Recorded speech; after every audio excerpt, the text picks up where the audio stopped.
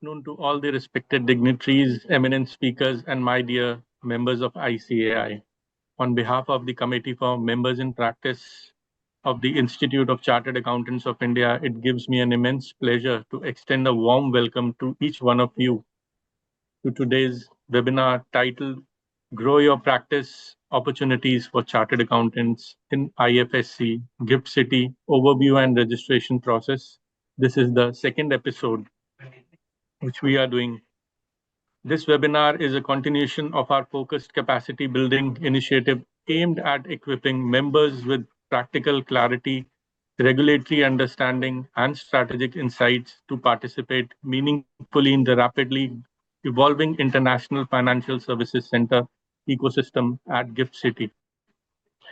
The IFSC framework presents transformational opportunities for chartered accountants, not only in traditional compliance roles, but also in capital market fund structuring and ancillary services, cross-border advisory, and specialized regulatory framework.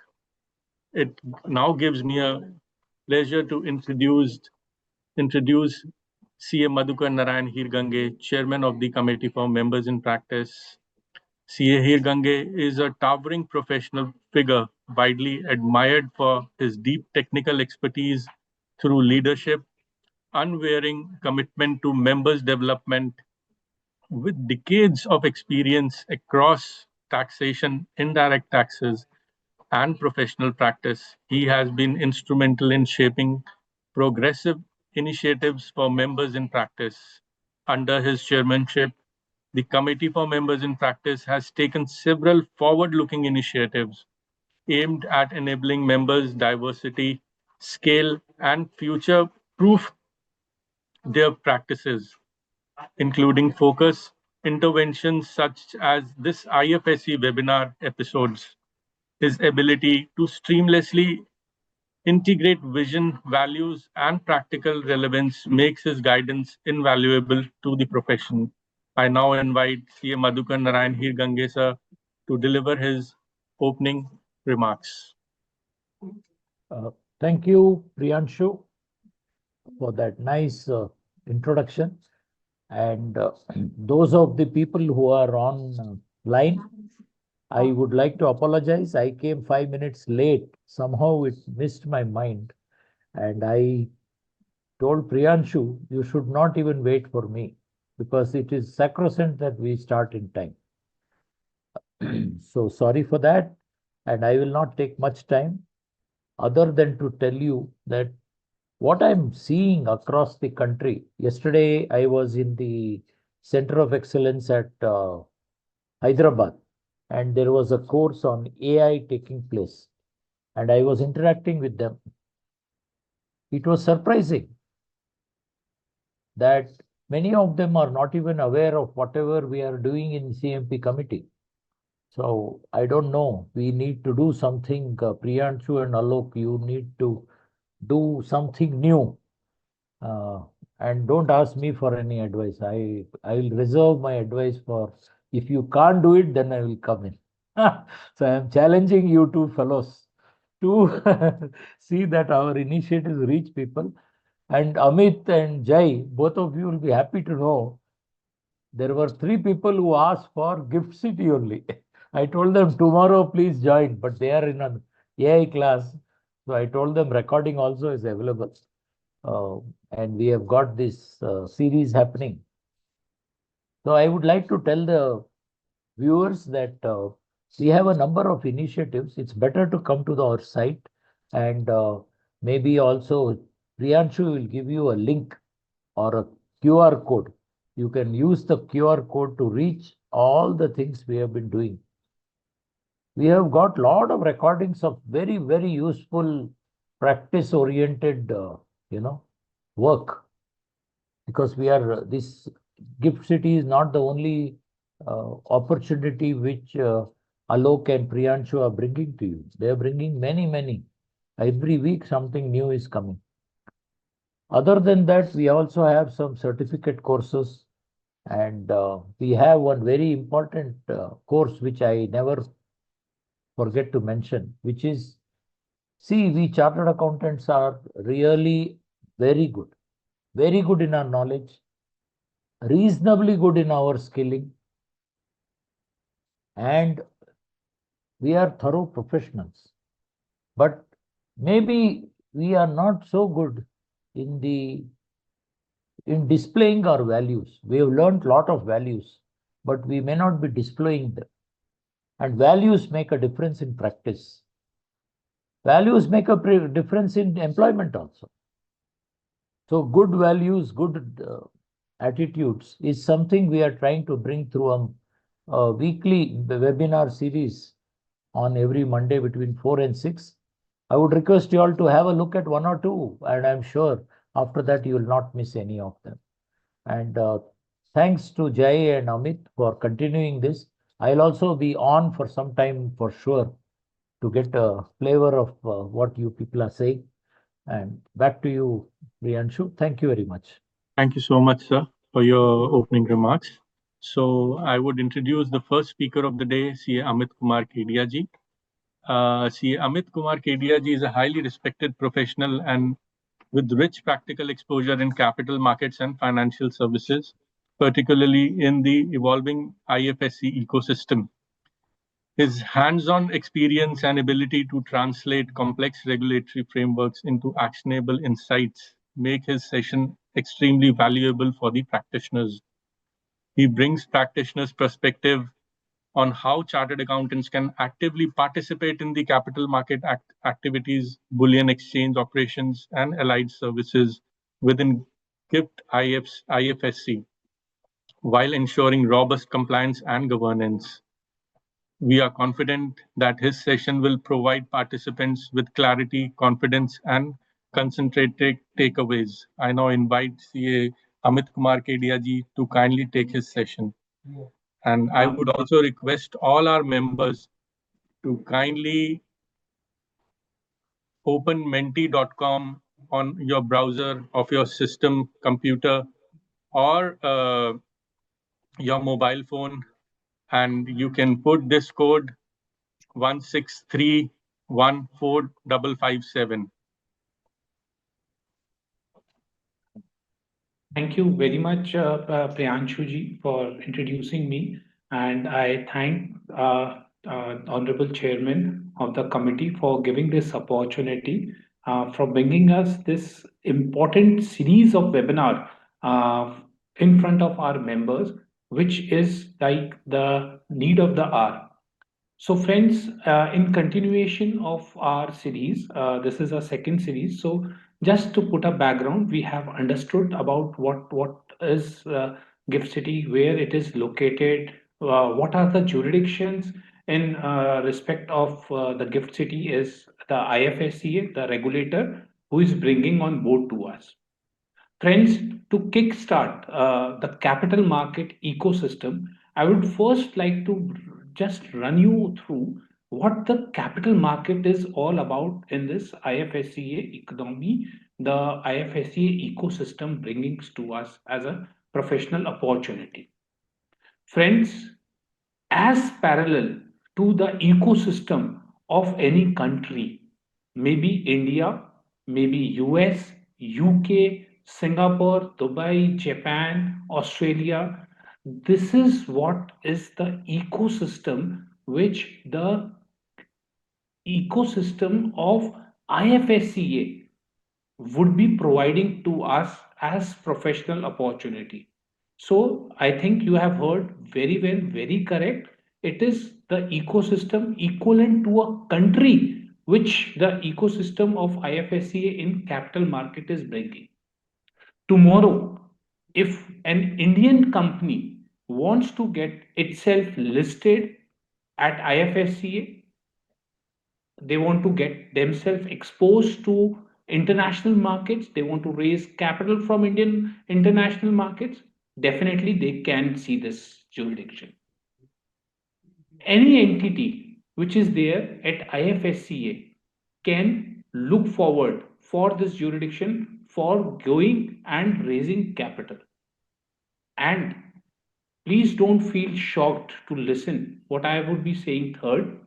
That is, if any of the company which is there at world, at any jurisdiction across the world, can come and get themselves listed at IFSCA and can raise capital from here.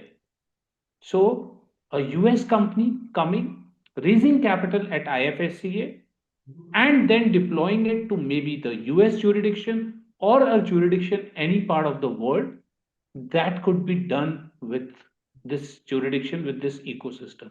So you can just imagine and think how big the professional opportunity would be, because it is not only the companies who are coming, but they would be looking forward for a force which would be executing it, maybe in terms of a key managerial person, maybe in terms of a compliance officer. And there where the opportunity for we as professional arises. In terms of investors, if an individual resident investor wants to invest within limitation as of now, that they would not be able to invest in the Indian entities who are raising capital. Apart from that, they can participate in their investments. Non-residents, NRIs, foreign investors, they all can participate in this ecosystem as investors.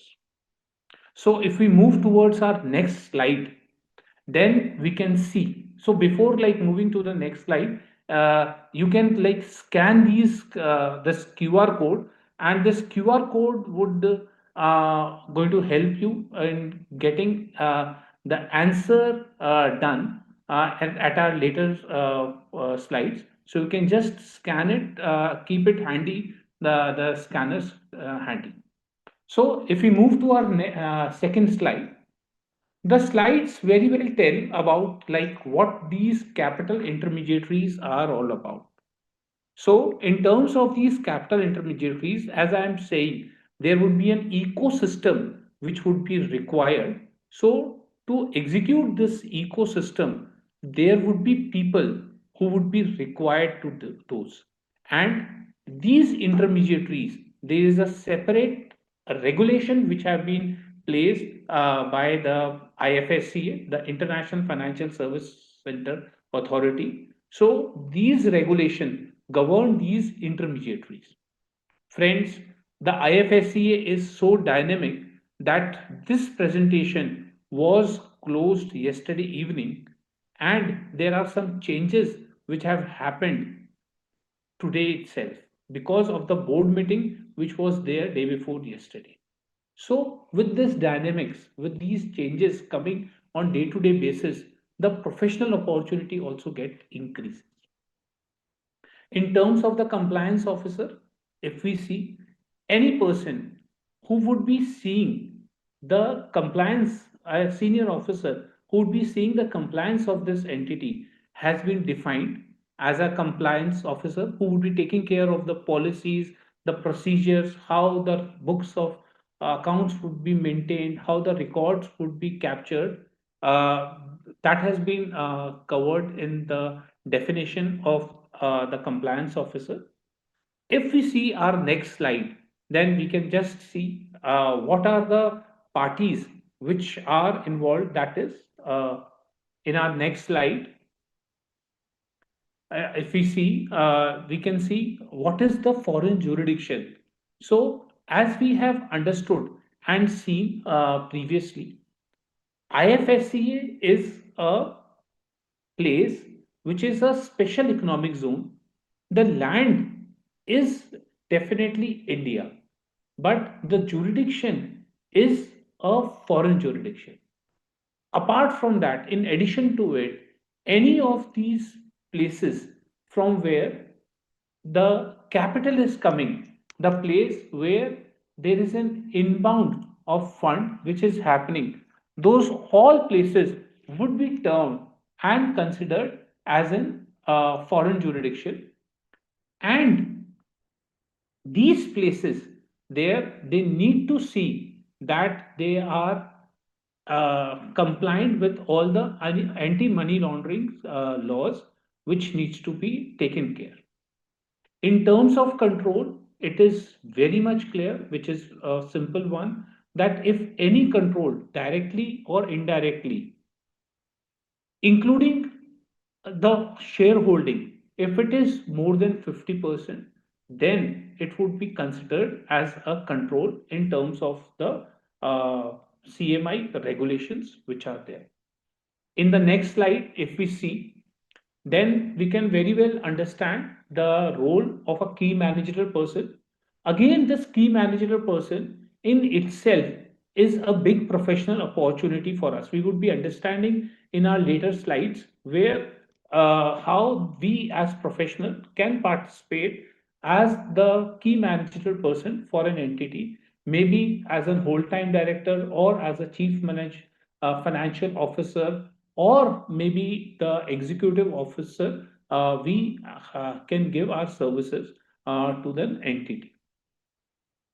For all these capital intermediaries, there is a very basic understanding which is required to be taken with is in terms of the net worth. So all these intermediaries needs to have a certain net worth which they needs to see that it is being maintained for this particular task as taking as a responsibility of a key managerial person.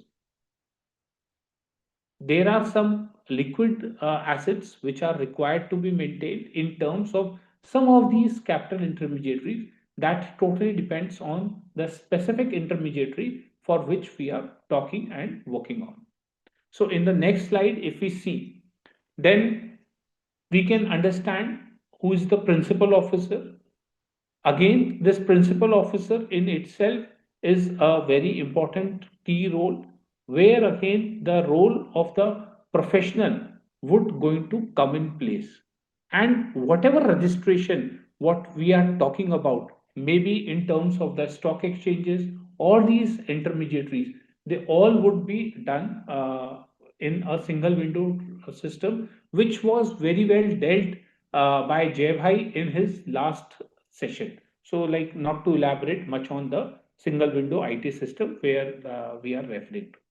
So, if we see our next slide, then there we would be understanding how these capital market intermediaries are being registered. What are the registration process? What are the capital which is required by these capital market intermediaries?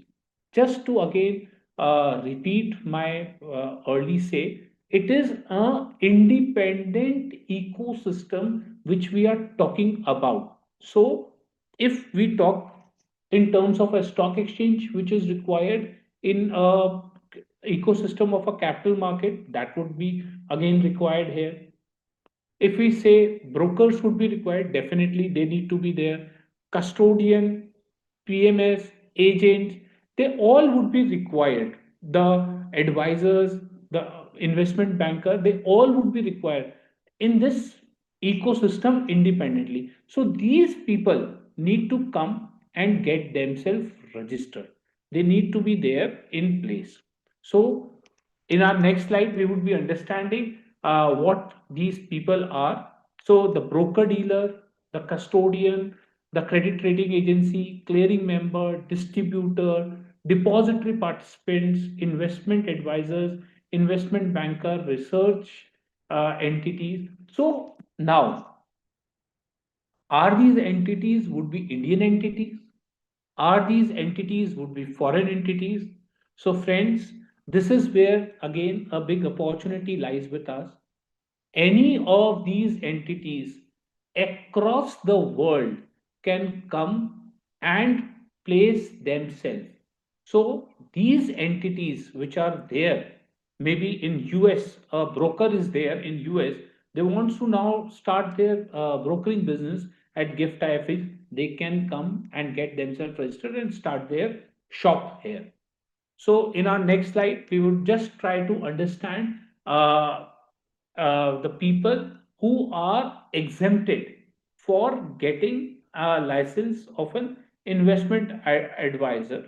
So any person who is doing a general comment, any insurance agent, any distributor of a fund, a member of any of the institute of chartered accountant, company secretary, CMI, or any other professional body which is equivalent. So why we are using this word equivalent? So across the world, if any of these professional people want to come on board, they would be eligible.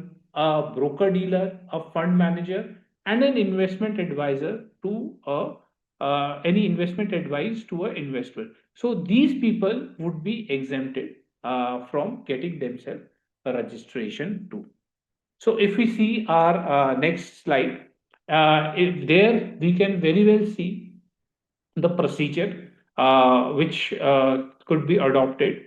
We have discussed this in our previous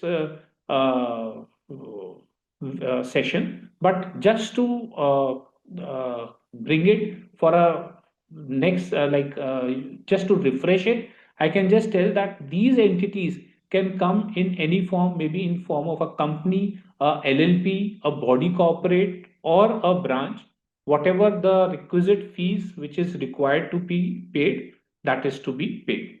So if we see our next slide, we can just very well understand what are the net worth criteria which are required. So tomorrow, if I am coming as a distributor, then I need to put in place at least US dollars 50,000 as a net worth to my business. Similarly, if I'm coming as an investment advisor, as an investment banker, as a research analysis, then the specific net worth criteria have been given. As I was telling last evening only, like my this presentation got obsolete. So here is the first hit where I got in like the serial number 4 custodian. Now the authority had specified $1 million as the net worth which is required in regard of a custodian.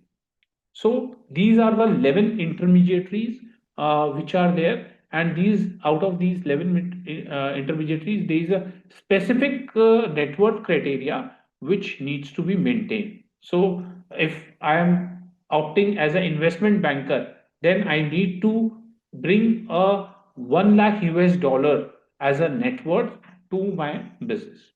If we move to our next slide, please.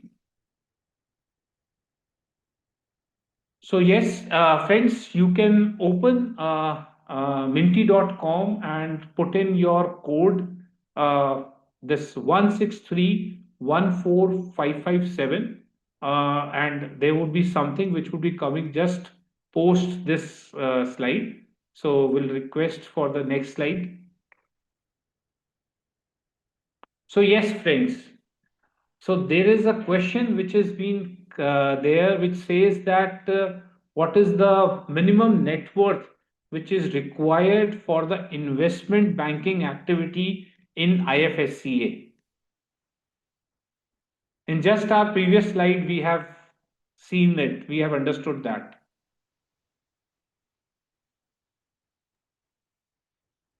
So I am a bit confused. It is 1 lakh or 10 lakh? Like, I'm not able to recall it. So you people can help me out.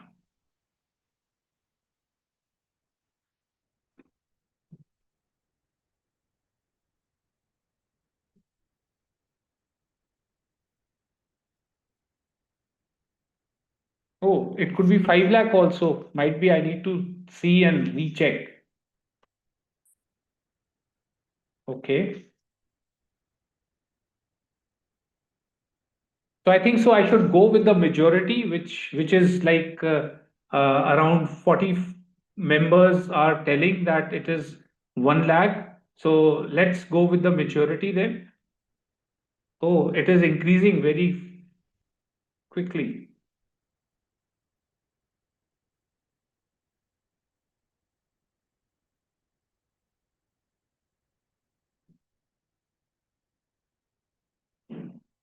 That's wonderful. Thank you for answering this. So if we move to our next slide, then it's very well showcase that if I as an entity is coming at a branch level, then in that situation, I need to create that network separately, and I can definitely come as a branch. It is totally depend on me, like how I am coming. I am coming in as a entity or I am coming as a branch, but the minimum net worth is to be maintained at the level. If I am coming with a branch, then that needs to be dealt at the head office level. So if we see our next slide, so this is where the professional opportunity is there, where we can act as a principal officer, as a compliance officer, and these are mandatory for all the capital market intermediaries. So you can see and imagine how important this becomes, and these intermediaries needs to be based out of IFSC only. So these intermediaries needs to be there. The principal officers needs to be there at IFSC, and that become a very important role playing field for we as professional in this capital market. So if we see in our next slide, then we can just see that who are the professionals who would be required, and see the Institute of Chartered Accountant, the professional, the member of Institute of Chartered Accountant are one of the key people who are eligible, apart from the other eligibilities, other eligible people who are there in terms of education. If we see our next slide, we can just see the number of years which the experience is required by these principal officers. That is 3 years, at least experience needs to be there for the financial services, or like at least 1 year for the ESG related services. And in regards of the compliance officer, the number of years where the experience would be required would be 2 years. So, what are in the next slide, if we see what are the registration which are required. So, if in case there are multiple registration which have been done or taken by any of the entity. So for example, someone have taken a broker, someone have taken a custodian, someone have taken advisor. So 4 or 5 capital market intermediary services have been taken by any of the entity. In that case, what would going to happen? So, for all these cases, separate principal officer would be required. It is not that the promoter is same, the entity is same, so they can take multiple capital market intermediary license, and there would be a single principal officer would be required. It would not going to go like that. They need to go with separate principal officer. There are certainly some exemptions which have been given. Those exemptions are in regards of the broker dealer, the clearing member, and the depository participants. In case someone takes all these three in a single entity, in that case only the principal officer can be appointed as a single principal officer, and so do it would going to go for the credit rating agency and the ESG rating and the data protection provider. If they are there in a single entity, then a single principal officer can be appointed. Friends, just to give a clarification, if I combine these both, it would not be that I can bring a single principal officers for all of them. It is a bunch. For this particular bunch, I need to bring a single principal officer. So if we see our next slide, then we can understand when I have come with such a big opportunity, then there would be some obligation and some responsibilities which would be coming along with these uh, ideas, along with these businesses to me. So, what are they? We can understand one by one for each and every capital market intermediaries in our coming slides. So, the in regards of the documents which I, as an entity, as an intermediary, needs to fulfill and needs to maintain is the balance sheet, the profit and loss account, the audit report, statement of net worth for each quarter, account opening for each client, activities in capital market, what are the any complaints which have came in this duration, or any grievances which I have done, the redressal which I have done, that needs to be recorded, and these records needs to be kept in place. So if we see in our next slide, then we can very well understand that what are the informations which are required to be put into the place to the authority. So again, friends, now we are very well aware that who is the authority? The authority is the IFSC, the International Financial Service Authority, who is the unified regulator for these intermediaries. Now, whatever reporting are to be required, these reporting would be done to the International Financial Service Center, that is the IFSCA, to whom these reporting are required to be done. So, any material changes, if it happens with the operations of these intermediaries, or any change in the principal officer or any of these compliance officer or key managerial person, that all needs to be reported to the authority within 15 days of the changes.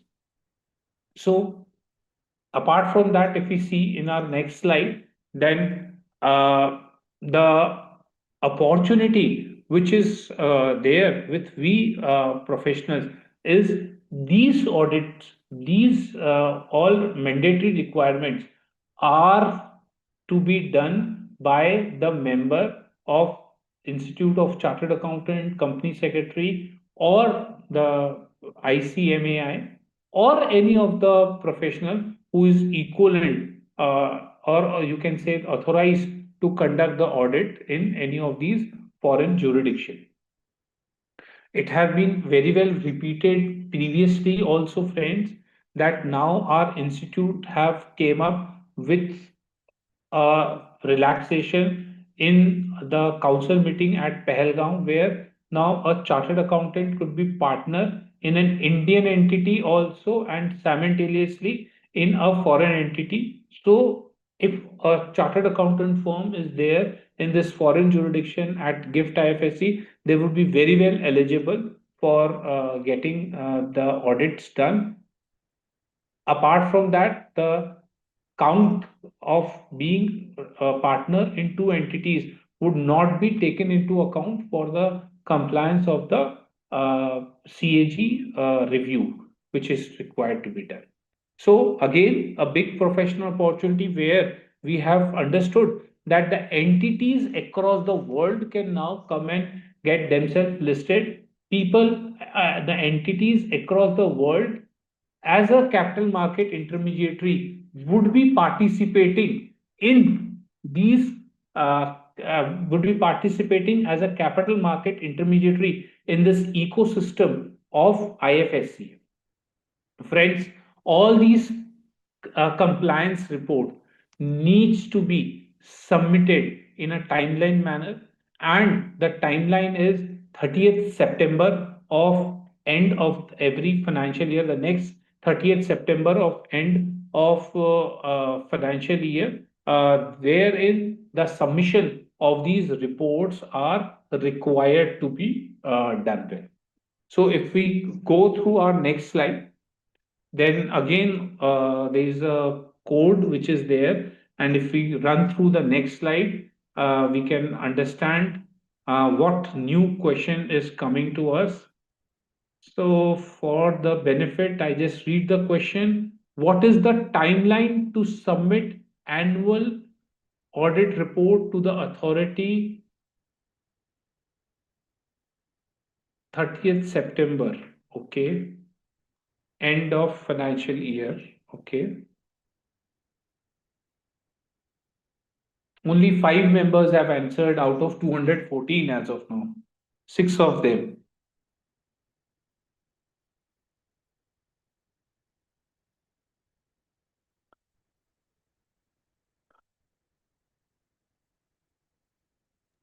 We request members to kindly submit your answers to make this webinar more interactive.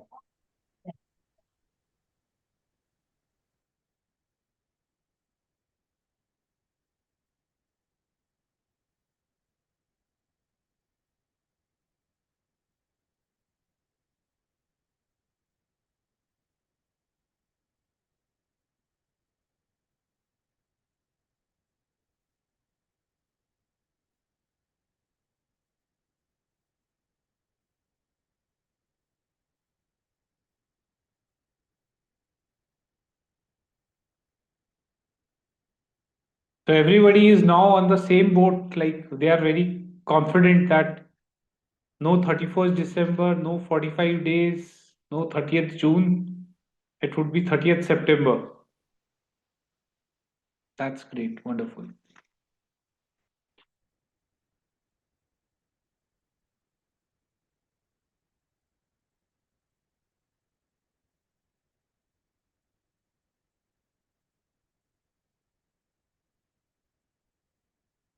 So moving forward, if we see the obligations which are there, the next slide, please.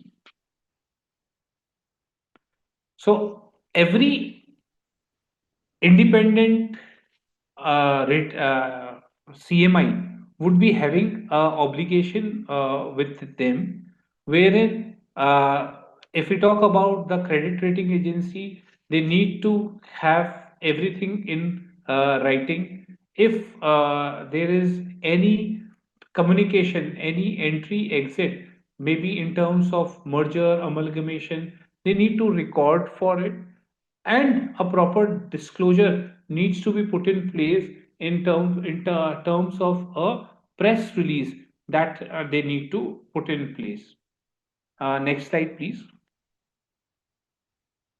So custodian, again, they need to keep all the agreements in writing. Written agreement is more or less common. So what we are talking here about are the international standards. So these intermediaries, you may assume that they need to fulfill the international standards that needs to be there. Next slide, please.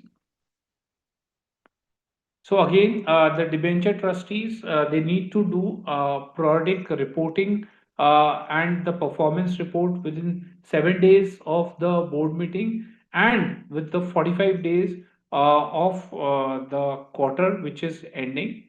And they need to report what are the utilization of fund which is to be done, what is the what are there in the possession of the trust property. They need to report in a proper manner. Next slide, please. So I'm just trying to be little quick uh, uh, in terms, because there are some more things, important things, which I need to put in place with front of you. So yes, we can skip this. We can move forward with the next slide, please. So for the distributor, we need to understand what are the jurisdiction. So we have previously also discussed that my jurisdiction is not specific to IFSCA. Now, with the IFSCA, you can imagine you are doing a business at Singapore, Dubai, US, UK. So the world is open. The way Singapore is open for the world for inbound, outbound investment for the jurisdiction. The Cayman Islands are used, the Luxembourg, the Mauritius are being used for the funds. In the similar manner, the IFSCA have came up as a jurisdiction. So IFSCA is no competition to India, but it is a competition to the world.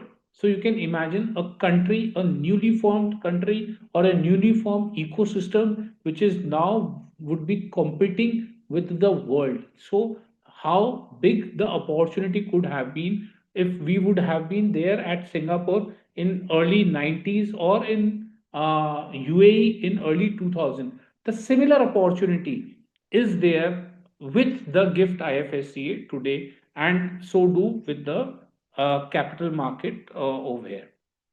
So a distributor can distribute in India at IFSC itself or in any of the foreign jurisdictions. So tomorrow a distributor wants to distribute uh, to say US, they can do it in any of these foreign jurisdictions. So the clients which can be served by them, again, any clients which can be served across all these three jurisdictions, they can serve the clients. To the next slide, please. Next one, please. Wow, again, and another interesting question which have came on the screen. So, if a distributor is like looking forward, then which jurisdiction clients are allowed?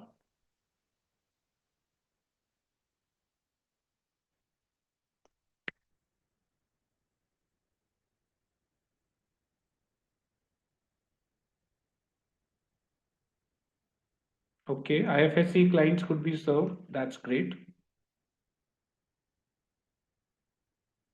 Foreign clients can be, Indian clients can be all of the above.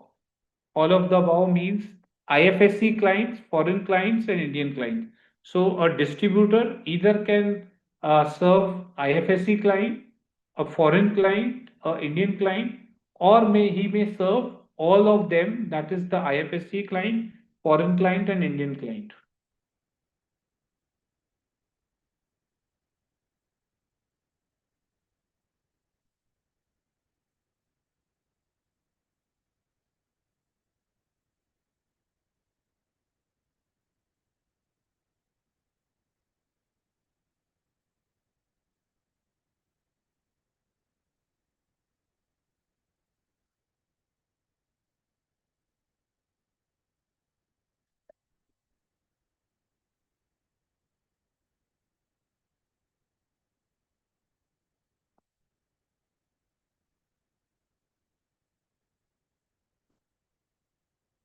We can move to the next slide, please.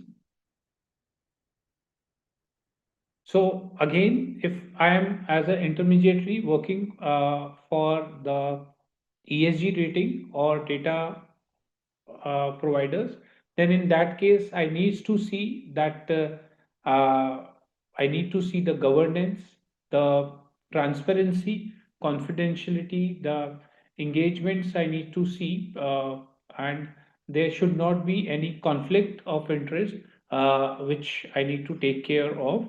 The next slide, please. So again, as an investment advisor, I need to disclose like what are the business details, what are the history which I am coming from, what are the advisory services, what I am offering in terms of like the disclosures to the client. I need to see what are the holding position, what are the material facts which are required to be put in place, any disclaimers, warnings, they all needs to be put in place in terms of the disclosure requirements which investment advisors needs to put. Next, please. We can skip this. We can go to the next, please. So again, in terms of the investment banker, it is a very important aspect. Now, the investment banker across the world can come and participate with the IFSC. Now, it needs to be in a written, which needs to be taken care. There needs to, if there are more than one lead manager, then the roles and responsibility of each of them should be clearly defined, should be clearly bifurcated. Whatever activity of marketing is being put in place, that needs to be put very effectively, very clearly. In terms of the net worth which we have discussed, so if any of these investment banker is underwriting any of these issue, then in that case he needs to see that he can only underwrite to an extent of 20 times of its net worth. So where, like we have discussed in our previous slides in terms of the net worth, where the net worth was $1 lakh. So if any of the investment banker are underwriting the issue, then he can write only to an extent of 20 lakh dollar. So if the investment banker look forward that he needs to underwrite something of a bigger amount, then he needs to increase his net worth, and then only that could be done. So the basic fundamental is 20x of the net worth, which is required to be put in place. Next slide, please. Wow, another question is coming now. Okay, so what would be the maximum underwriting obligation limit allowed to an investment banker? 20 times. Okay,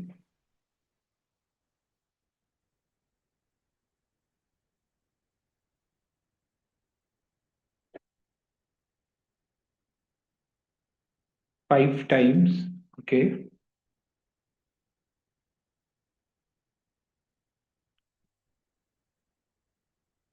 If everybody of us could participate, it would really shows that we all are there in the webinar. And like I should thank the chairman of the committee for bringing up this very insightful and engaging taskbar with the help of the service provider to bring this real-time question answers slides between the sessions.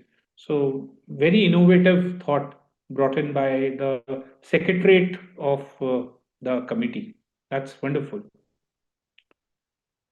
So we can move towards our next slide, please. So we can skip it again. These are the responsibility of the research entities, which then needs to be brought in place. So we can skip it and bring it to the next slide. So there is a code of conduct which needs to be placed, which is applicable to all these intermediaries. We can go to the next slide, please. So again, what a general code of conduct they need to put in place is they needs to act in the interest of the investor. They need to be ethical, professional, prompt, proper due diligence, independent, professional judgments needs to be brought in place. All the conduct should be in a timely and an appropriate manner. They should not be involved in any of these false marketing or price rigging or manipulation. They should not publish size any of the price sensitive information. Internal control, internal governance needs to be put in place in terms of the employees, management, the operations which they need to put in place. So proper internal controls needs to be put in place. Towards the next slide, please. So that was all in regards of the capital market.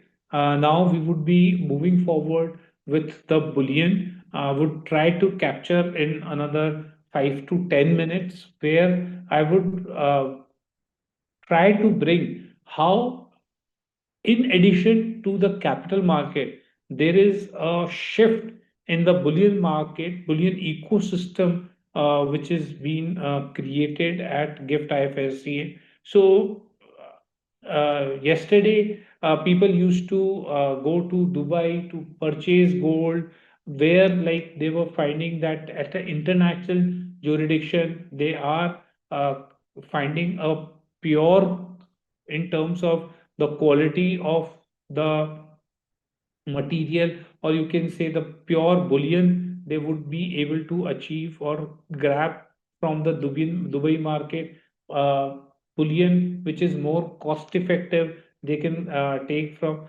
Now those things which we used to see from the world, now the suppliers can supply here at this ecosystem. The receiver, the recipient of the bullion can take the bullion from this jurisdiction.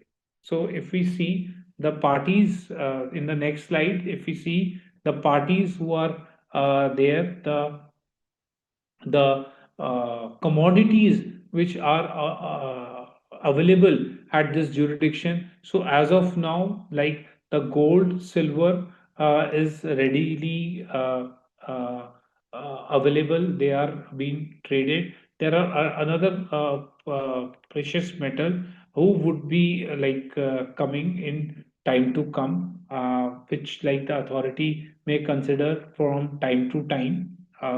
In the next slide, if we see,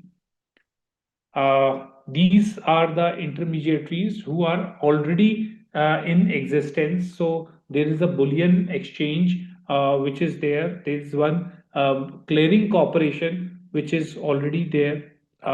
There are bullion depository. So again, similarly, we have depository of equity and bonds. These bullions are being kept in a depository manner where they are easily transferable, easily tradable. There is a wallet. There are three wallet managers who are there.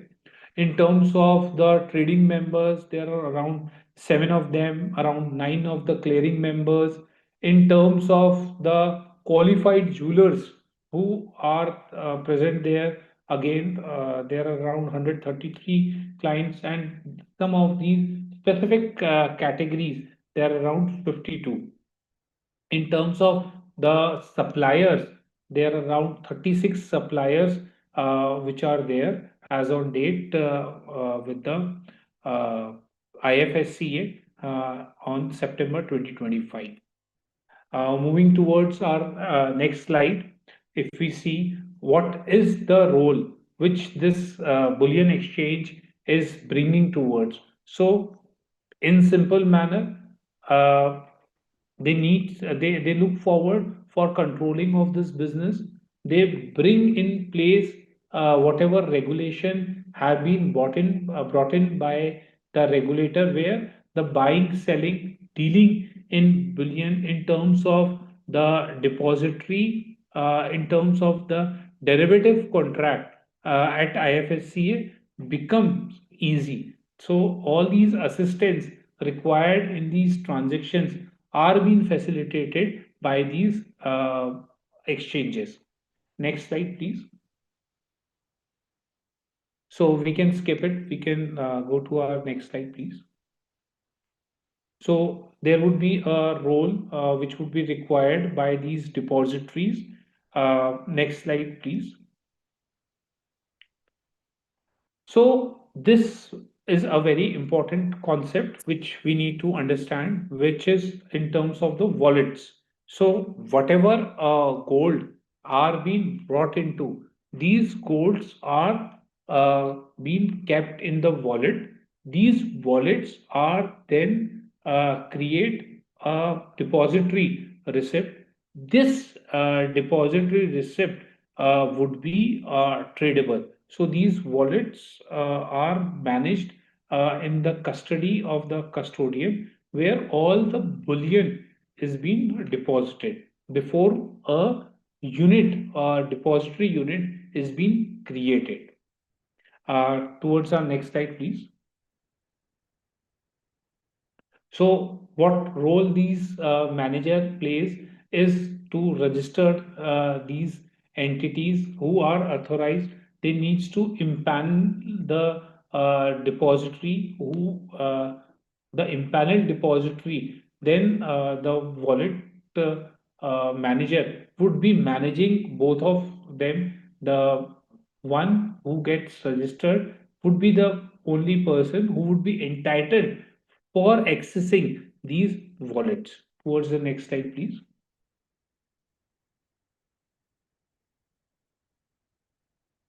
So, who would be permitted for the wallet manager to take custody of the bullion deposit by the depositor? It would be bullion exchange, the wallets, the bullion depository, or the qualified jeweler.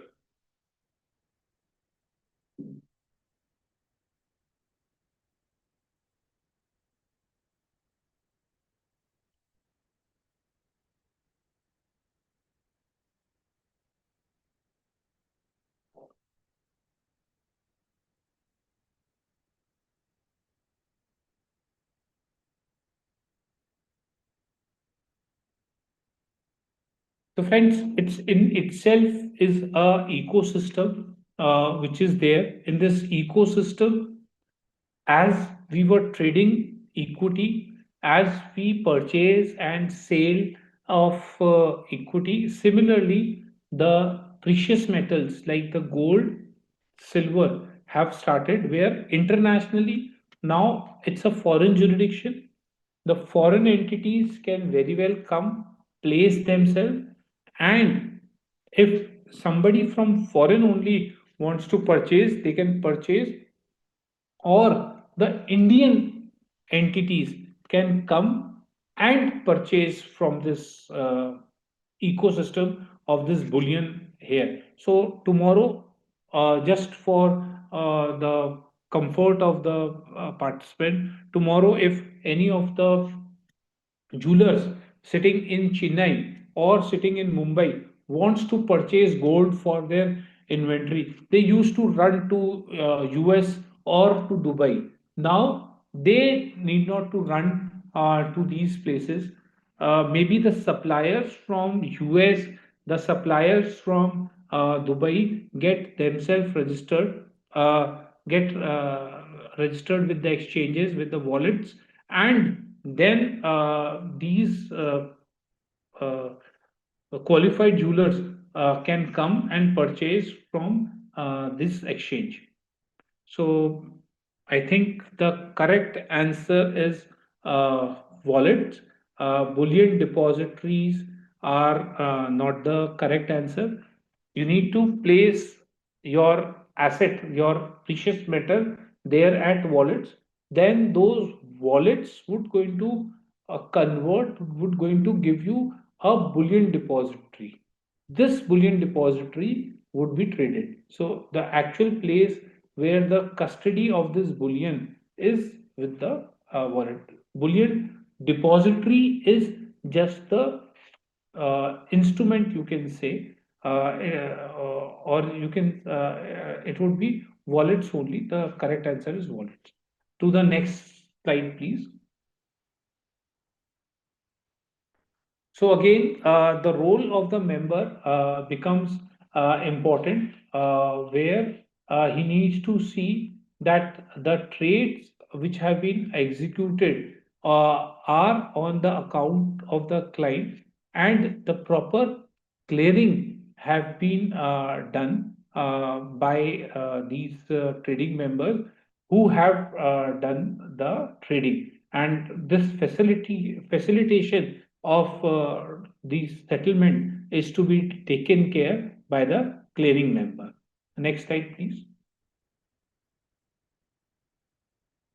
So, if we see the entities who can participate in this trade, in this transaction, is in regards to the members who are having the clearing rights for any of these bullions.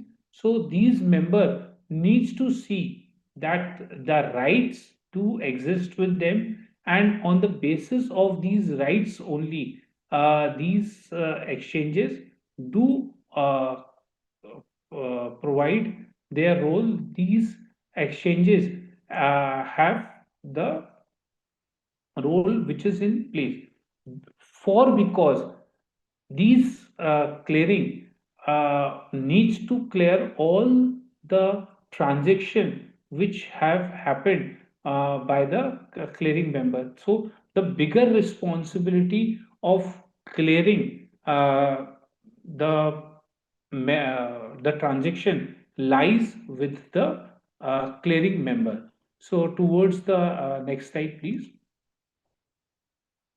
This clearing member and the trading member can be one also.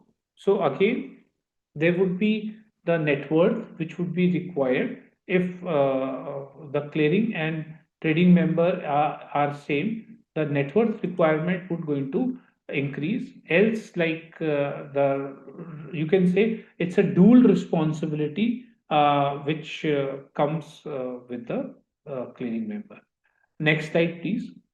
They can be self-clearing member also, where this clearing is being done in a self-clearing mechanism. Next slide, please. They can be professional member also, like they settle through a member, so they can come as a professional clearing member. Next slide, please. This comes to be a very important slide where we need to understand who is a qualified jeweler. So, any person who is being permitted to purchase the bullion depository receipts is being defined as a qualified jeweler.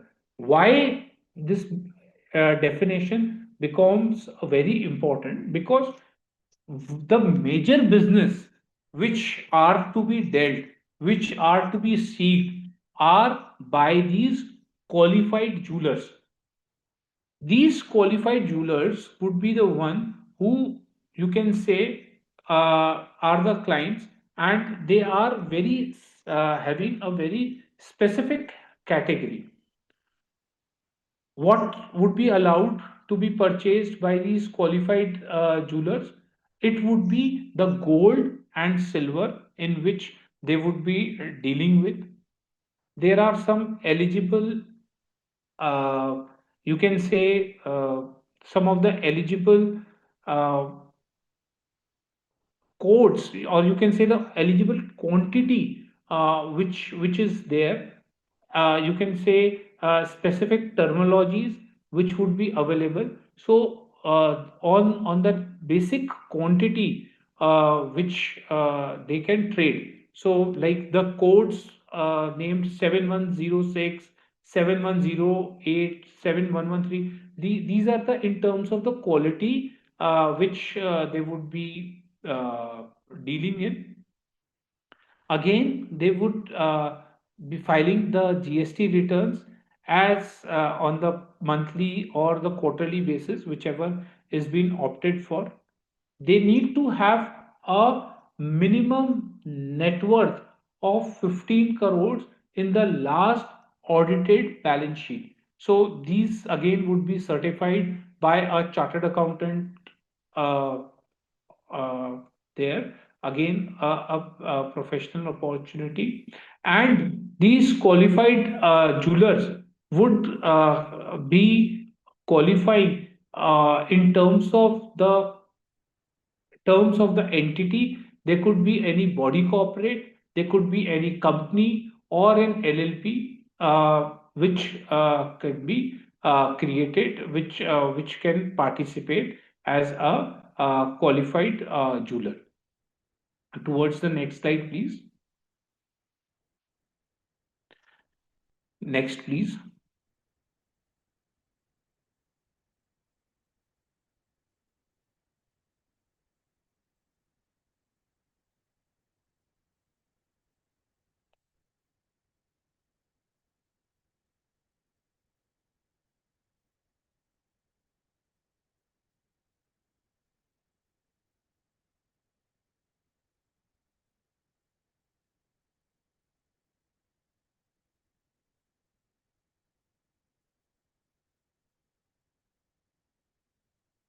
So, who would be qualifying to purchase?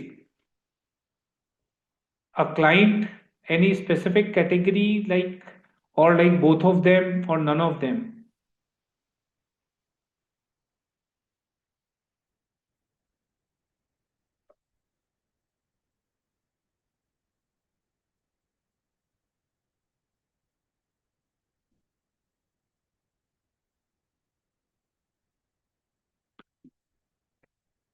So we have understood, like in our previous slide, the clients can also purchase, the specific category clients can also purchase. So it is basically both of them who can purchase. So the correct answer is both of the above. So we can move towards our next slide, please. So again, an important aspect, what is the minimum net worth which is required for the eligibility criteria of a qualified jeweler?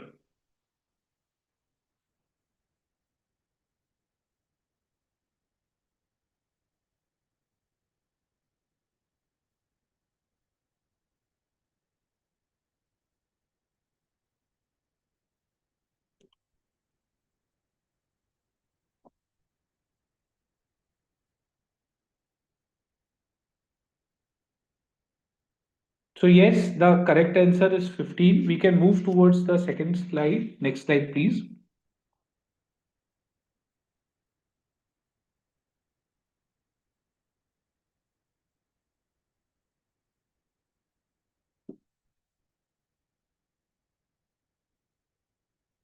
This everybody knows very well. So is copper not allowed as of now?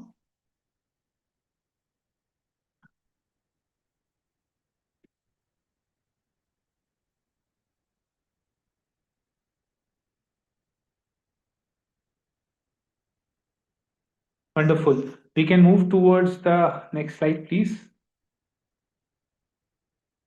So here where, like, again an important aspect come, where it showcase what is the role of a supplier. So as one of them is purchasing, who would be the qualified supplier who would be delivering this wallet, the bullion in the wallet. So these are the people who would be giving this whole precious metal to the wallet. Once this precious metal is being given to the wallet, these people, these qualified suppliers, would be getting this uh, the supply which they have given, would be getting it converted into the uh, receipts, the depository receipts, and then these depository receipts would be sold to uh, uh, the concern purchaser, that is the qualified jewelers. They would be purchasing through these depository. Next slide, please. We can skip it. We can go to the next, please. We can come to the, these are the, like, the trades which have been done till date. So just quantum which the volume have grown up. Next slide, please. So this is a process, like we have discussed in our discussion. Just to revise it, the deposit would be done in the wallet. Those precious metal which has been deposited in the wallet, there would be a depository receipt which would be created. This depository receipt would be tradable, and once, like, the purchaser of the depository receipts want to withdraw the bullion, they can give this depository receipt. On the basis of that, they would be given the physical delivery of the physical precious metal. The next slide, please.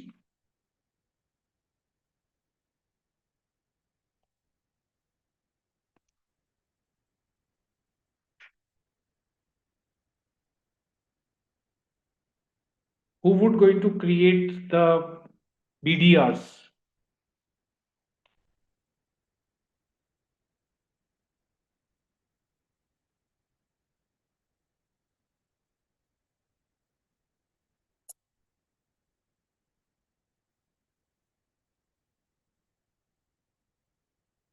we can move towards the next slide, please.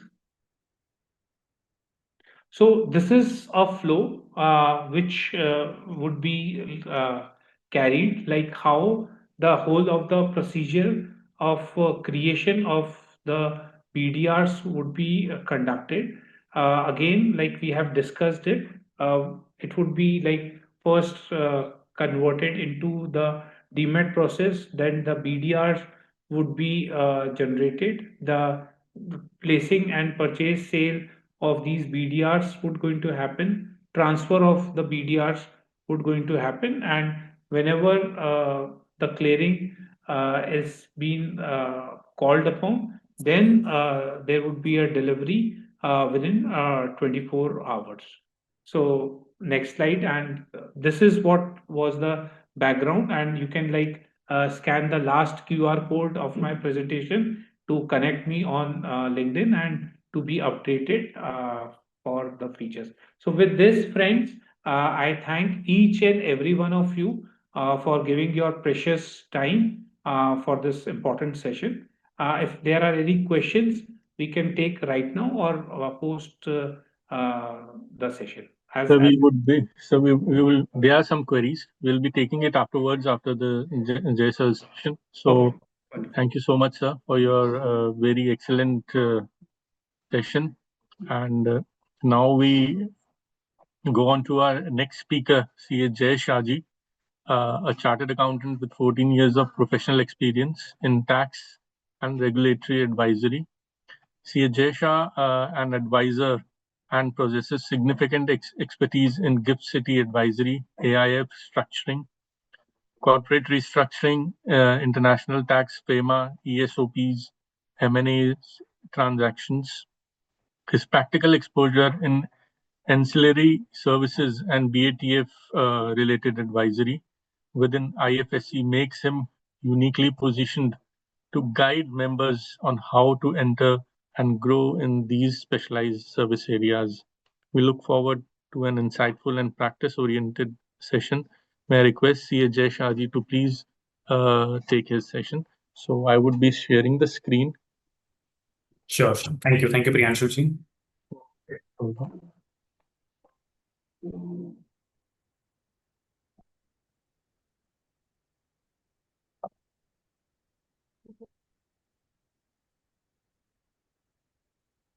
So you can start with the session. In the meanwhile, I'll do it.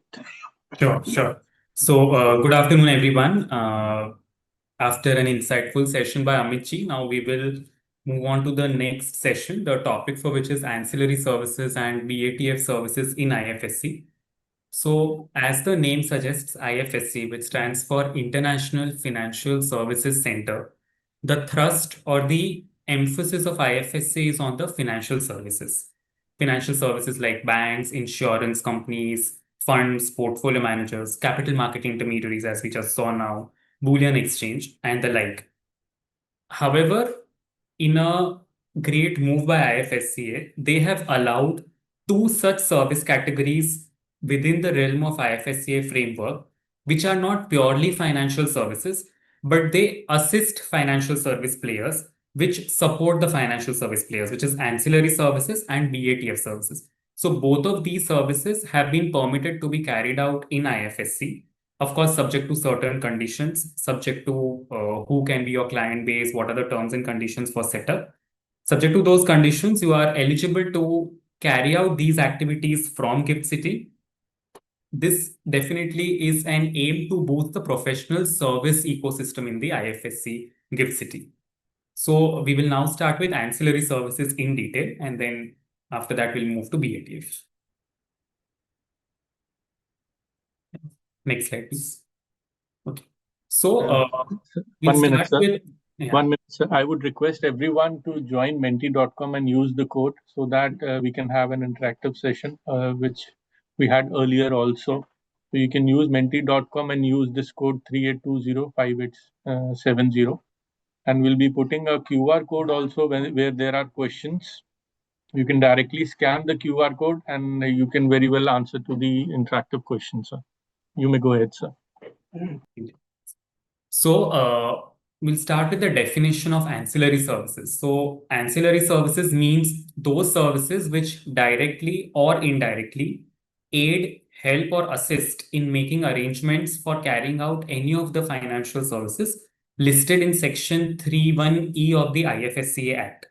So under the IFSCA Act, there is a list of financial services provided, which mentions that these are the financial services which are permitted to be carried out in IFSC. Now, ancillary services are the services which support these financial services, which are incidental to these financial services, and they are enablers so that a financial service player can perform effectively in IFSC. To give an example, and then of course, we'll see a list of services which are allowed under the ancillary services framework. But to give an example, say legal services. So say, for example, there is a bank which is operating in IFSC in Gift City. They would definitely need a lawyer or a legal firm for certain legal services, like say for the documentation or for some agreement drafting or for some legal advice. So that is where a law firm is permitted to set up its office in IFSC in Gift City as per the ancillary services framework, and they can serve such banks in IFSC.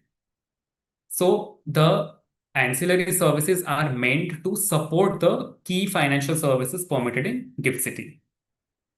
Up till July 2025, there was an old framework of IFSCA where there was circular dated 10th February 2021, which governed the functioning of ancillary service providers in Gift City.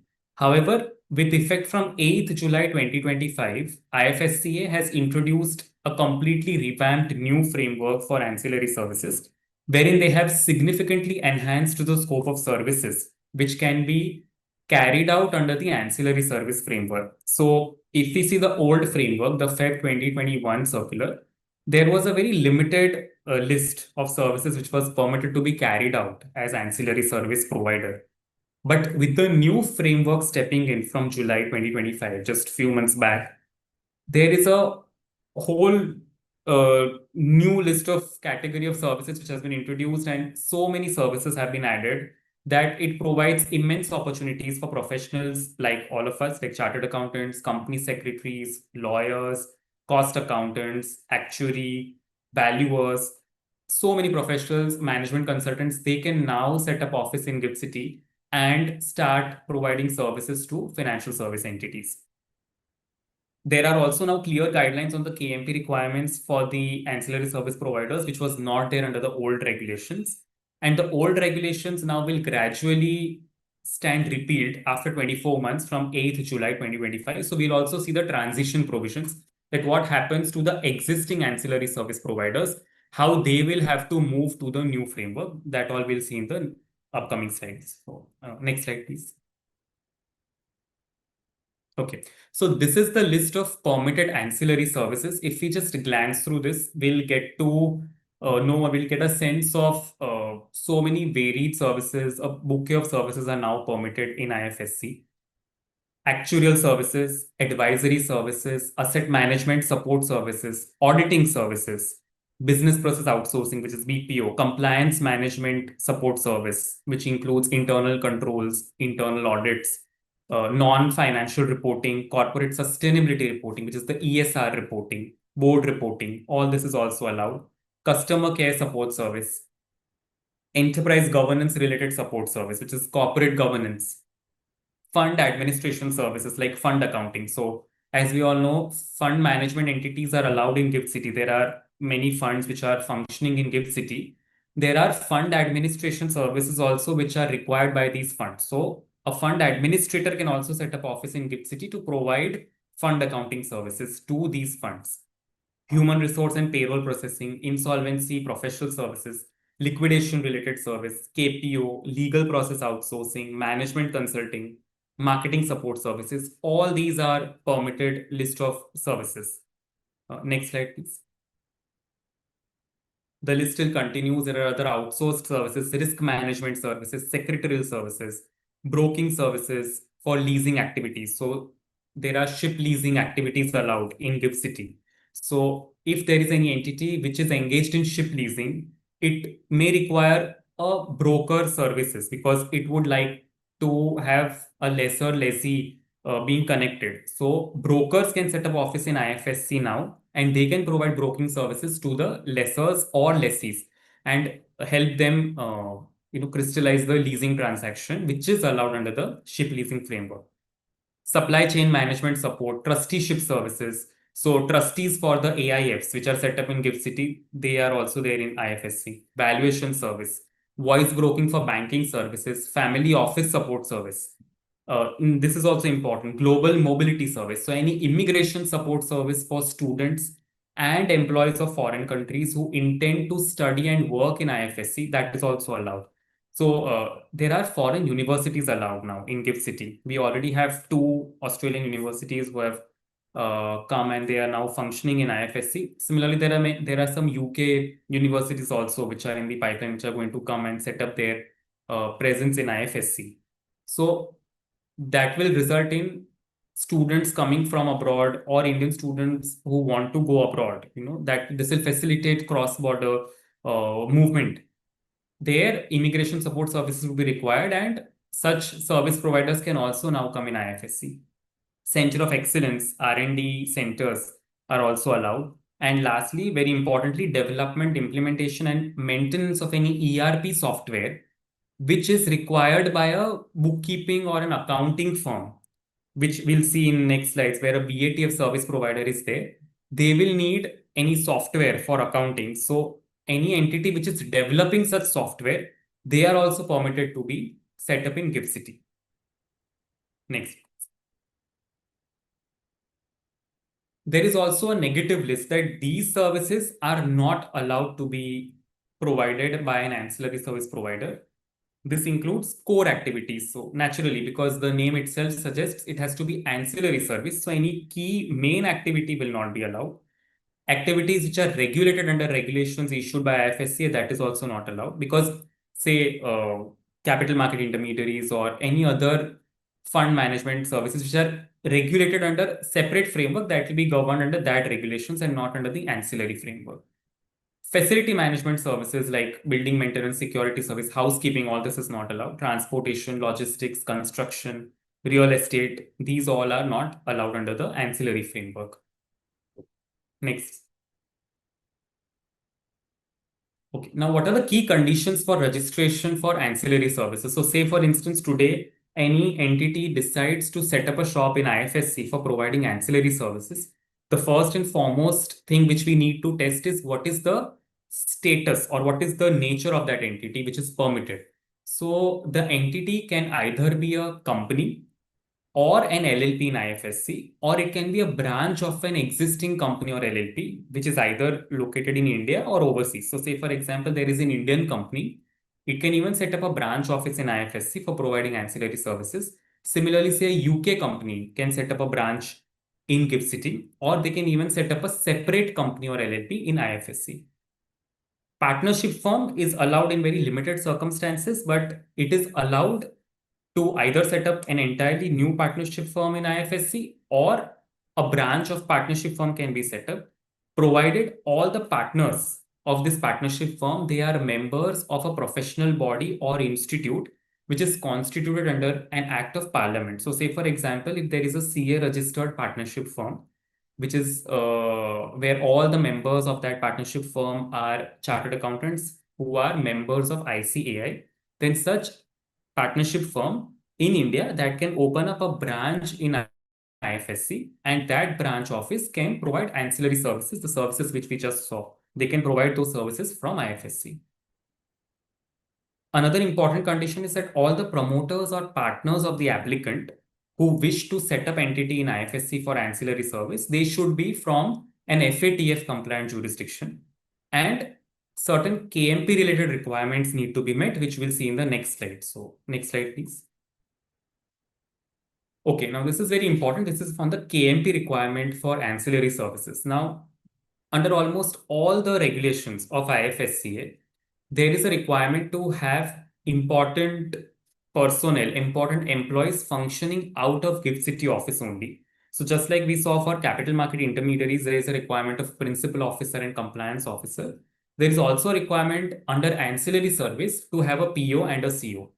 However, this requirement is much relaxed under the ancillary service framework because interestingly, there is no educational qualification and no experience criteria prescribed. It can be any employee of the ancillary service provider in IFSC, and you just have to designate one person as a principal officer who will be responsible for the overall activities of the unit in IFSC.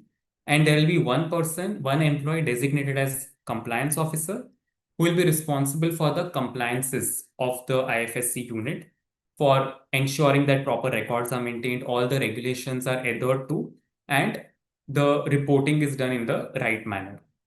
The principal officer and the compliance officer need to be full-time employees of the ancillary service provider, and they have to be based out of IFSC. So they have to be functioning in the IFSC office.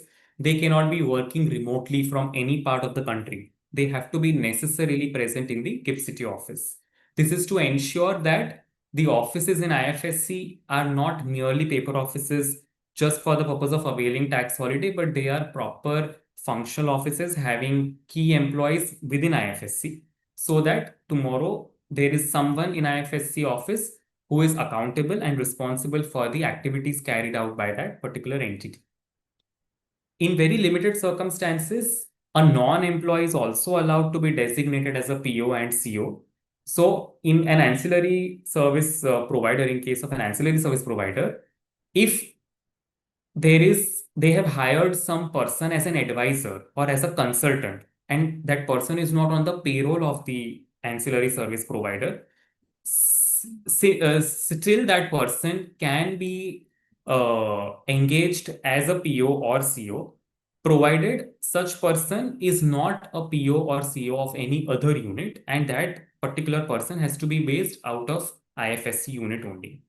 So this in fact provides an opportunity that today it is very common for service providers like CA firms where professionals may not be employees, but they are functioning as consultants because they are also able to avail benefit of Section 44 ADA, which is 50% of the professional receipts.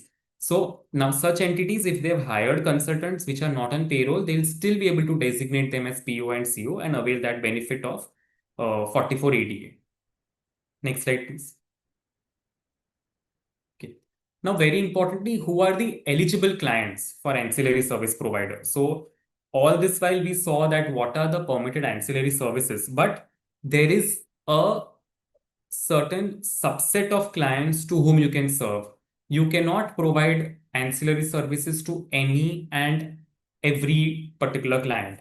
First test, which we already saw, is that that particular service recipient or that particular client of the ancillary service provider has to be a financial service player. So it has to be from BFSI segment, like any financial service entity.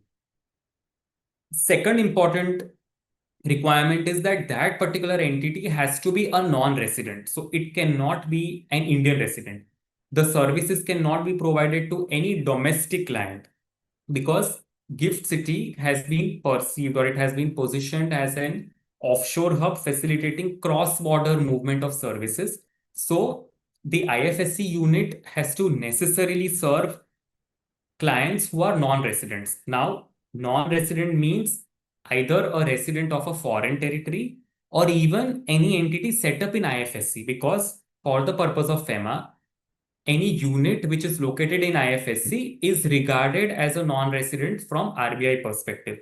The reason is that while IFSC is very much located within India, it is in Gandhinagar, so it is within the territory of India. But for exchange control regulations, for FEMA perspective, IFSC region is regarded as an offshore territory. So the clients of ancillary service provider can either be units established within IFSC or units which are outside India, say in UK, US, UAE, Singapore, Canada, any other part of the country.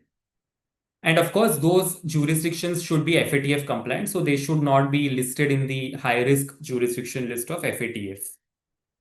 Now, interestingly, IFSC has allowed the clients to be either a direct service recipient or your client could also be an intermediary.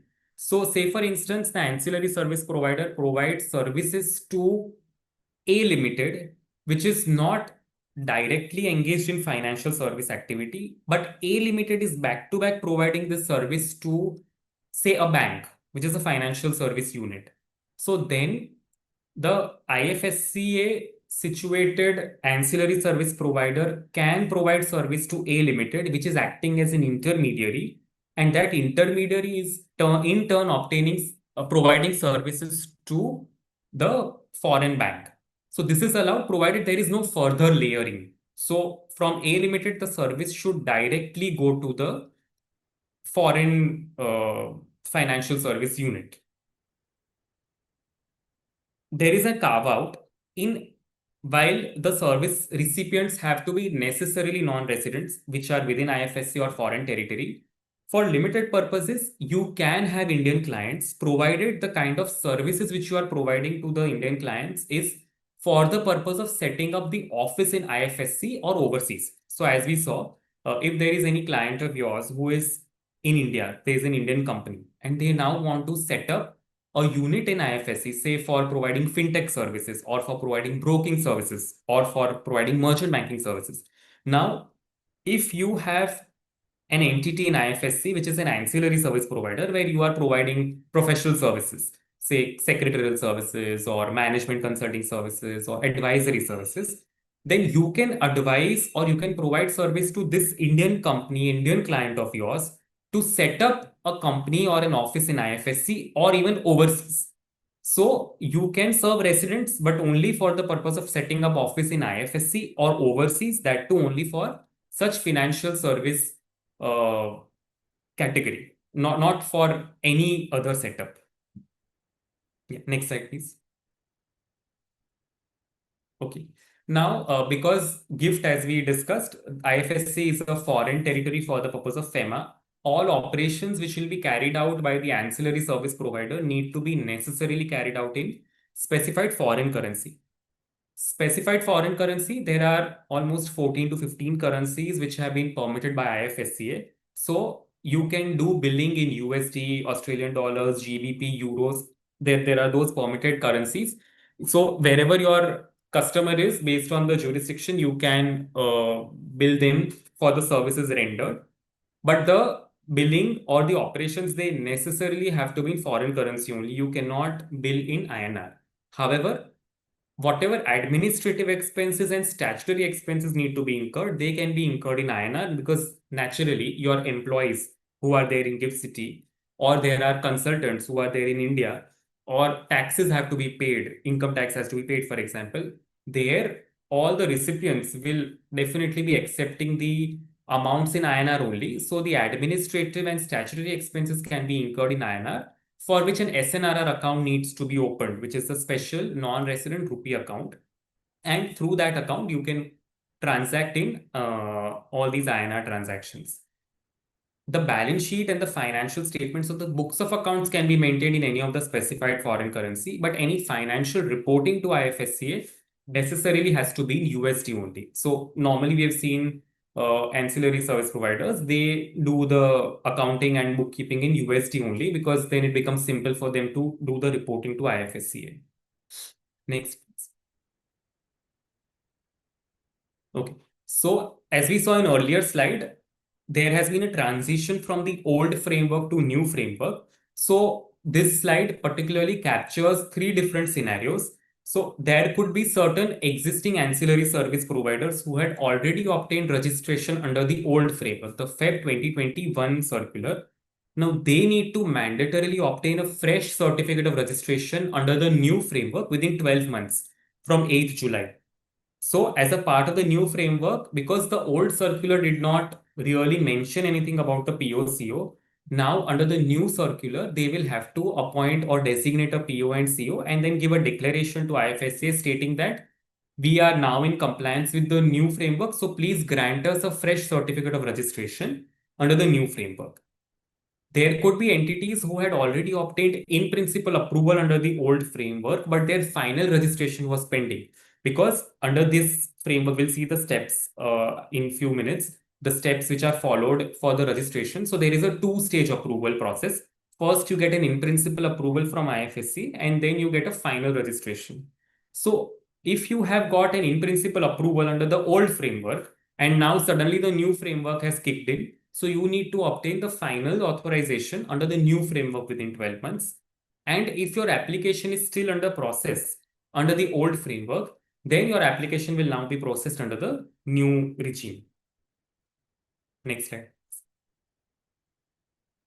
Okay, this slide just gives an overview of the costs which are involved for an ancillary service provider. There are certain SEZ fees involved. There are certain IFSC fees. There's an application fee.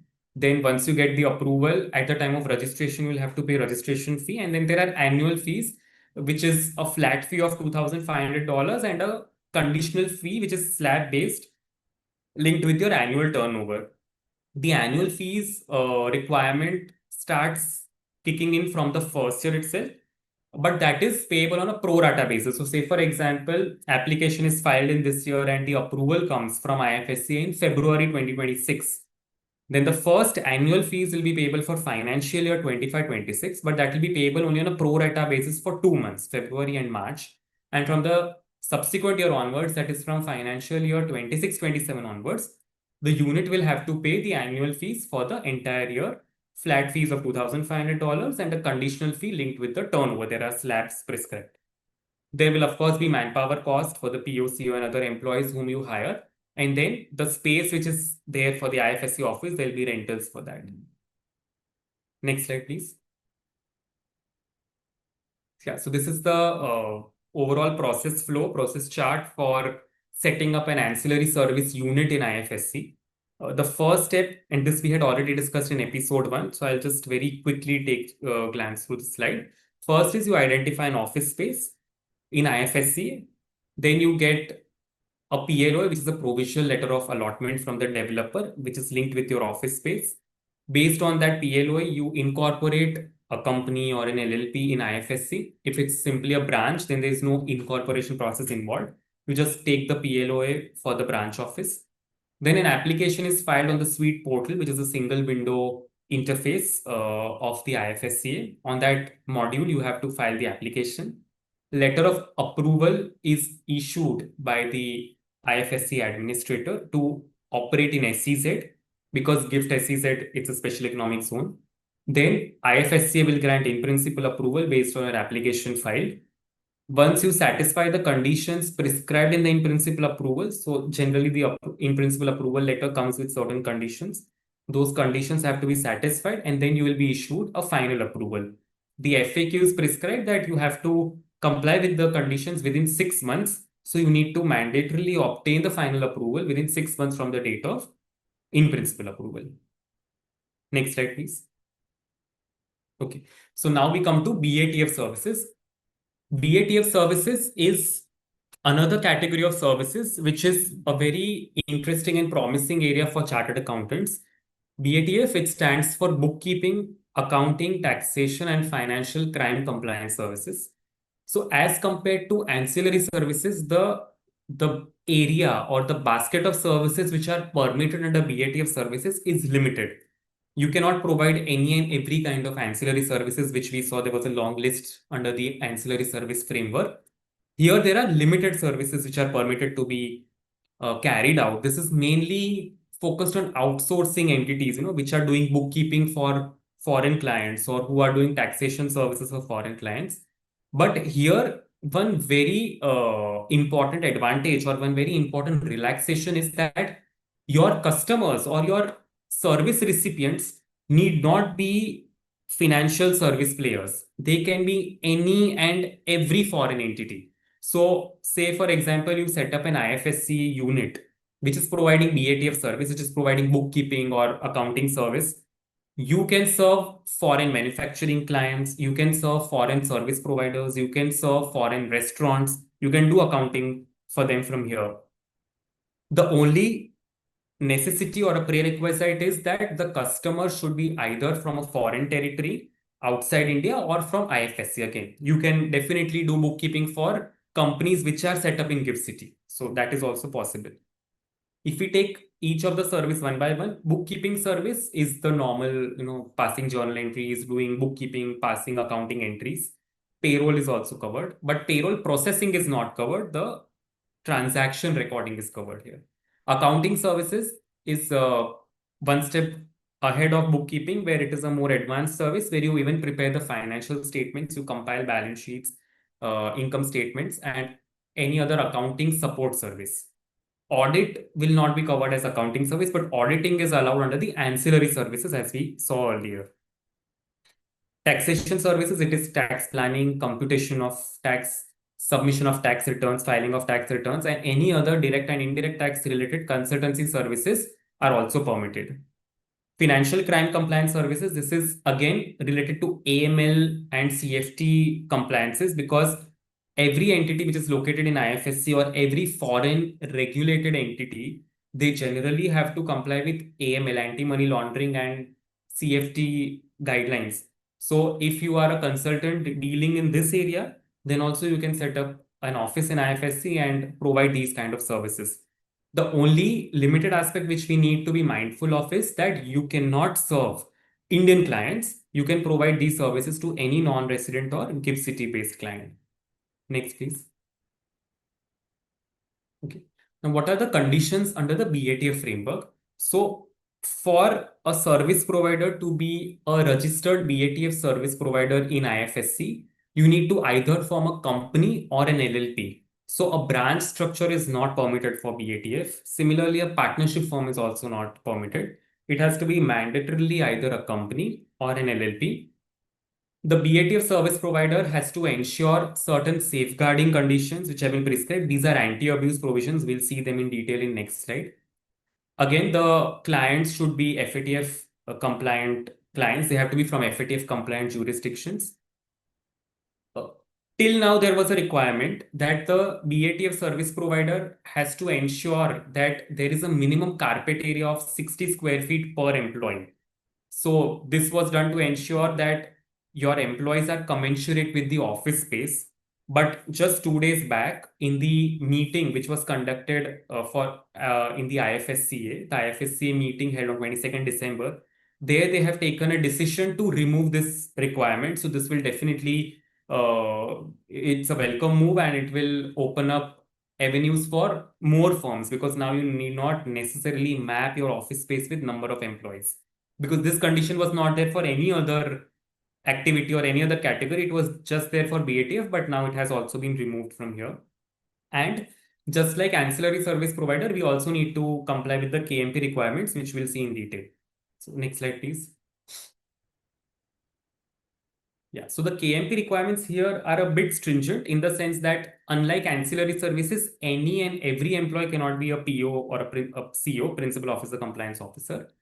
The principal officer and compliance officer, they necessarily need to be a professionally qualified person, either a chartered accountant or CS or a cost accountant or CPA, CFA, or a postgraduate in finance, accountancy, business management, and there are other areas mentioned. And a principal officer additionally needs to have at least 5 years of experience in this field and at least 3 years of experience in compliance officer. So you need to have this work experience also. And if you are intending to provide financial crime compliance services, while that's not on the slide, but there you additionally need to fulfill a requirement that you need to also have completed a certificate course for that particular financial crime compliance service also. Only then you can act as a PO or CO of that particular entity. Next slide, please. Yeah, now the safeguarding conditions, these are very crucial and very critical, because unlike any other regulatory framework, for BATF, the IFSCA has very clearly, very explicitly spelled out the anti-abuse provisions which have to be adhered to. So just like section 10AA, if you recall the language under 10AA or 80IA of Income Tax Act, the IFSCA regulations provide that the BATF service provider has to ensure that the business in IFSC is not set up by splitting up, reconstruction, or reorganizing of business already in existence in India. So if you are already having, say, an outsourcing firm or a BATF firm in India, you cannot simply split or reorganize your business and shift the business from India to IFSC. What they want is that you carry out new business, new contracts from IFSCA. Linked with that is a second condition, that you cannot transfer or receive existing contracts or work arrangements from the Indian group entities. So there has to be clearly a new contract signed in IFSC.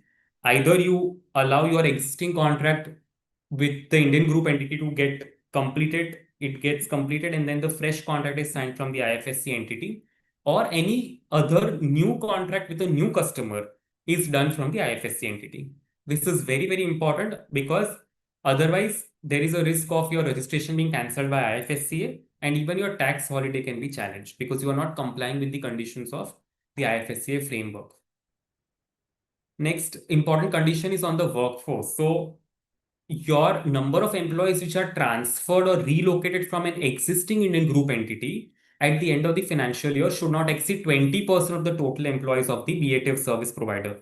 So say, for example, if there is a BATF service provider, as on 31st March 2026, if the total number of employees hired in that particular IFSC entity is say 20, then not more than 4 employees should be such who have been migrated from the existing Indian group entity. Rest all should be newly recruited staff. Also, there should not be transfer of any assets from the group entities in India to BATF service provider. It has to be all new assets. So generally for a service provider, the assets will only be, which we can think of as IT assets, your computers and laptops. But these assets have to be all new. They cannot be shifted or transferred from the existing entities. Next slide, please. Yeah, this slide provides an overview of the costs involved. So there are SEZ fees and there are IFSCA fees. Very important point to note here is that these fees are per activity. What does that mean? So suppose if you want to set up a BATF entity in GIFT City, you want to provide bookkeeping service also and you want to provide taxation service also. So then the application fees is $1,000 plus $1,000. 1,000 for bookkeeping, 1,000 for taxation. Similarly, registration fee of $5,000 is per activity. And then there are annual recurring fees, which are linked with the number of employees. So based on the number of employees, you will have to pay the annual recurring fees. Additionally, there is manpower cost and rental cost, just like any other IFSC unit. Next slide, please. Okay. Again, this process flow is very similar to what we saw for ancillary service providers. So I'll not repeat it. It's again application on Suite portal and getting the approvals from the SEZ and IFSCA. Also, just would like to highlight that whatever tax incentives are available for any normal IFSC unit under Section 80 LA of Income Tax Act, that is also available to a BATF service provider and to an ancillary service provider. So say, for example, today a chartered accountant opens an office in IFSC and he starts providing these permitted services to the clients, then the entire income of that particular IFSC unit, IFSC office, will be eligible for tax holiday for 10 out of 15 years as provided in Section 80 LA. Also, no GST because you are providing services from SEZ. So no GST on input services, no GST on output service because the services are going to a non-resident. Also, there is Gujarat IT/ITES policy, which provides for certain incentives, and BATF service providers in particular, the outsourcing entities, are eligible for those benefits. That's a very lucrative advantage in addition to the normal income tax and other IFSC benefits.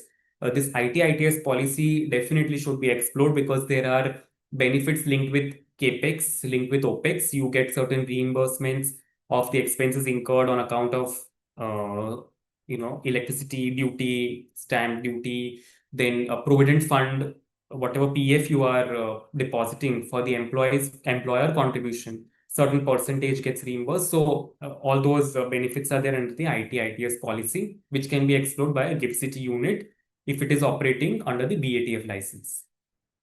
Yeah. Next slide, please. Okay. Now, I think just as we saw in the first session, we'll just take these questions. So just maybe after going through these slides and after having a discussion, would you like to explore? And of course, not immediately take a decision, but does this sound insightful or interesting or worth exploring? Would you like to explore setting up a practice in IFSC for providing BATF for ancillary services? The members who have already joined the Menti.com. So if the members who have not joined, they can scan this QR code and then they can give their answers.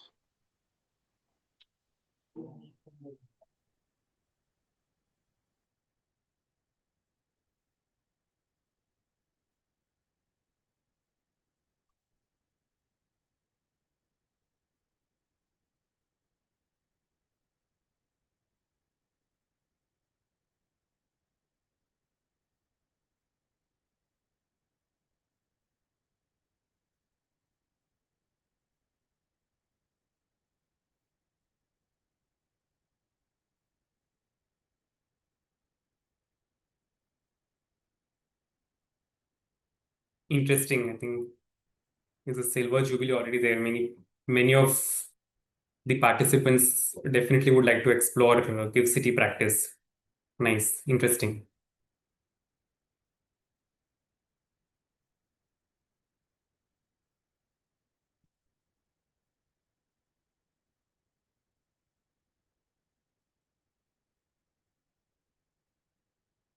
I think maybe we can move to the next slide. Okay, so after going through the presentation, do you perceive any of these factors as a challenge? If it's of course maybe challenge or if I have to put it in better words, a factor which you think needs to be considered at the time of setting up practice for BATF ancillary services.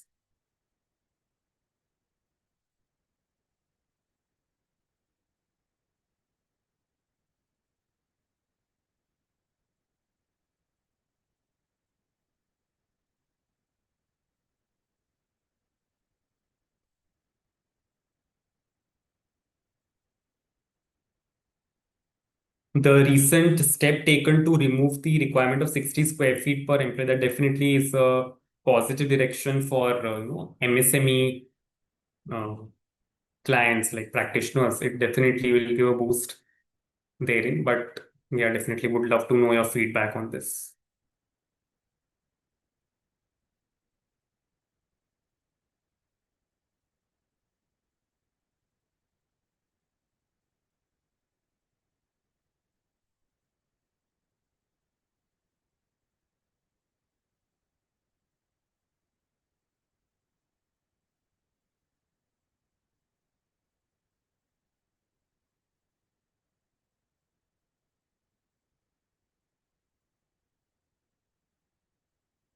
Perfect. I think we can just move ahead.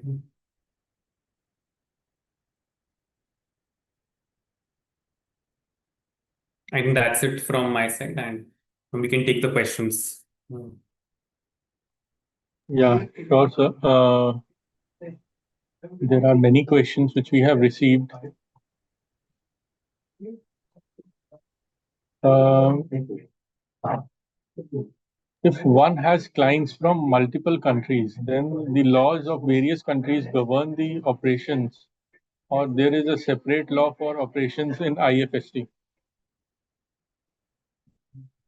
So there is no separate law of operations in IFSC, but you need to, of course, ensure that if there is any specific legal requirement with respect to the foreign jurisdiction, even that you need to adhere to in addition to the IFSCA framework. So, say for example, if you are dealing with UK clients and you are providing BATF services to UK clients, then there is this data protection rules and all which are there in UK with respect to storage of data and handling of data. So that in any case you would have to do if you are even serving from India. So any such jurisdiction specific regulation will have to be complied with in addition to the IFSCA framework. All right, sir. Is mining company who has mining license in India can register in Gift City?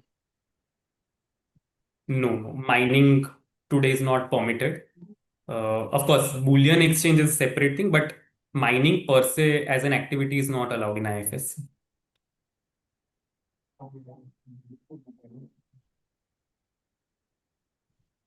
Uh, is three?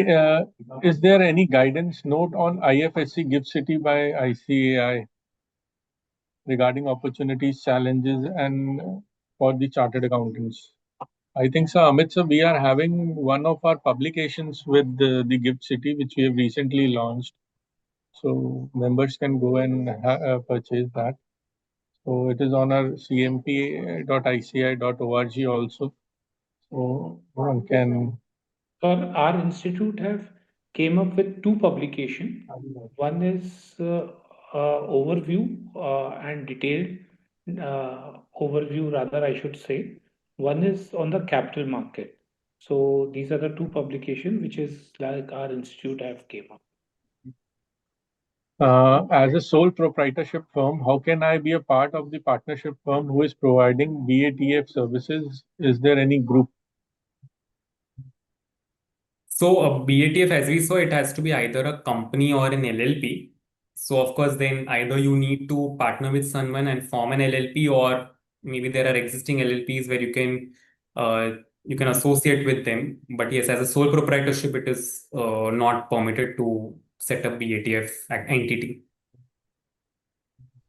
Now, one member is asking a chartered accountant who is situated at IFSC can only give the services. If the person is in a remote area or any other area, can he give these services, take these services? Yes, yes. So even chartered accountants in other parts of the country, like say for example, a chartered accountant in Ahmedabad or Bombay or Delhi or any other part of the country, they can also provide these services to clients in IFSC. The only thing is that if you want to provide these services from Gift City, then you need to register under this framework. The benefit of this is, of course, one is a tax benefit, and second is that you get to be a part of the ecosystem where there is visibility and it's of course a branding advantage. So these are the additional advantages of being in Gift City, and you are considered as a regulated entity. So the non-resident clients may perceive it in a very positive sense. Most customers likely to approach practicing chartered accountants, and if any, just went away. The most customers likely to approach a practicing CA, if not that, then how we can explore new clients for professional work to be executed for a reward? Sorry, can you please repeat the questions? The most customers likely to approach a practicing chartered accountant, and if not that, then how can we explore new clients for professional work to be executed for a reward? Sorry, I didn't get the I think it question. is not So relevant. like basically the question more or less wants to, what I understand, wants to ask like how we can increase our practice. So I think you need to Yes. be there on the grounds for getting your practice expanded. Yeah. Whether FEMA compliance is applicable on ancillary services provider. So FEMA will apply when an Indian entity wants to set up ancillary service unit in IFSC, because it is regarded as a cross-border transaction. It is considered as if an Indian entity is investing overseas for setting up an office. So there all the FEMA overseas investment regulations will apply. Yes. What is the bullion exchange transaction limit per day? There is no per se any limit which is there. There are only like the net worth criteria which are need to be maintained.